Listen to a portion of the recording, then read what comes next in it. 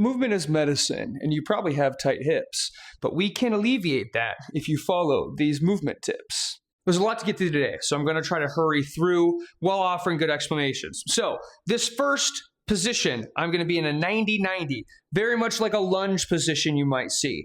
I am going to squeeze my back butt cheek as I push my knee forward. If you need to hold on to something, have something next to you, touch the ground, that's totally okay.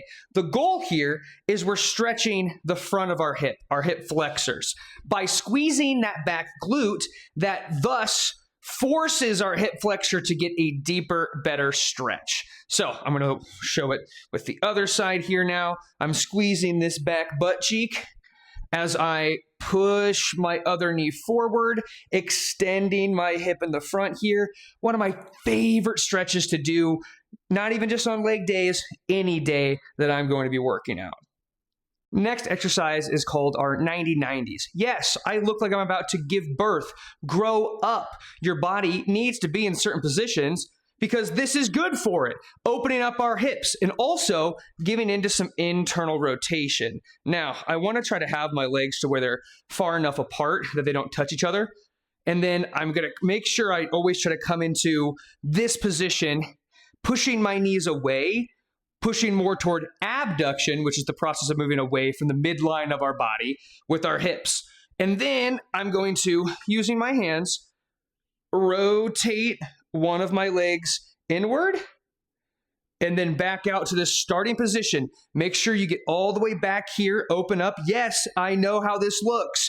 Grow up and go back and forth, making sure we're taking our time in the middle of this motion. Let's go over some more internal rotation next. Next, find a foam block, something that is about hip width apart and soft to push your knees against. A pillow, a foam roller, something that fits this bill, doesn't have to be perfect, and I want to be seated to where my knees are around 90 degrees. My cat is yelling at me because he wants some treats. Now, KJ, not right now. I'm going to internally rotate my hips by pushing my knees together and pushing my ankle and foot out. That internally rotates my hips, and I'd highly recommend this is not the first one you do. It looks easy, and it isn't hard, but your body wants to tense up, tighten up, and cramp a lot doing this. So go slow, go easy, breathe through it. And hopefully this will help you as it helps me understand I need to be doing this a lot more because internal rotation for your hips is a natural movement that you don't do very often, especially when you sit at a desk all day, and that just makes it worse. Oops. Next, let's talk about pelvic tilts. I'd recommend doing these anywhere you can, standing, sitting, laying down.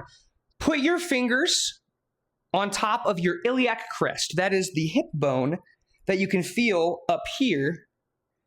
Put it around there, and you're going to use those to help you rotate your hips back and forth. Notice how my abdominals are moving and stretching as well, because they're tied to my hips in the front. My lower back is as well, and so are my glutes. Just do these back and forth. Let's show you a bit of a ground version that you can do as well. Okay, so for this one, you can put your hands here, but that's going to block the view, so I'm not going to do that.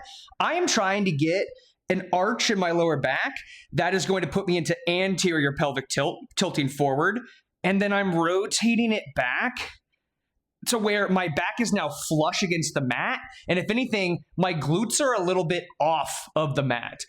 And or I can do this in bed, on the couch. You can practice these anywhere, and it is helping so much with not just your pelvis's health, but as well as your abdominal, lower back, and glute health, because this can help loosen them and or strengthen all of those muscles and tendons that are holding your pelvis together.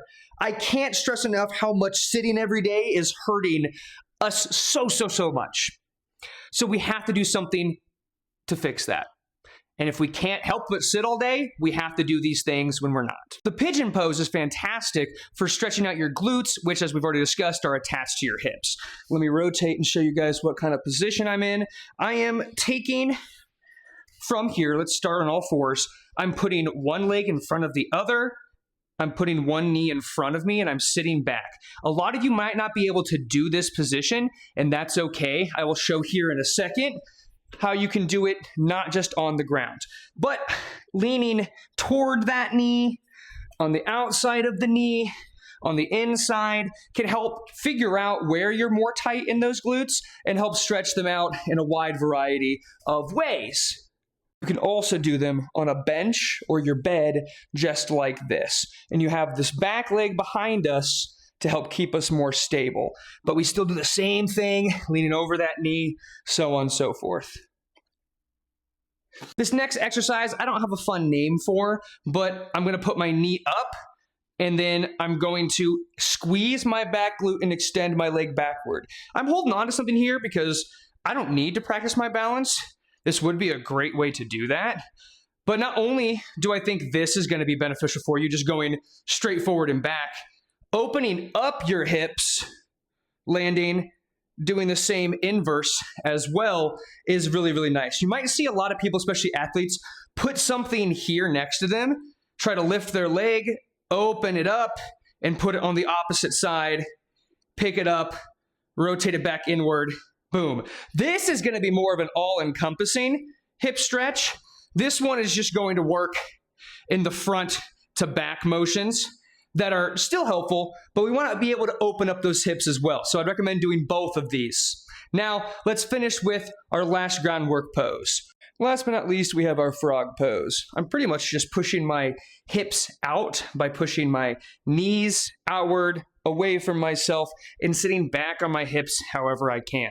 I can do this leaning forward more, takes a little bit of pressure off the hips, but the more I put my pressure, my center of gravity, backward, stand upright, it's going to put a little more pressure on. This one, I'd recommend you come out of, maybe stretch a little bit, and then move back into like so.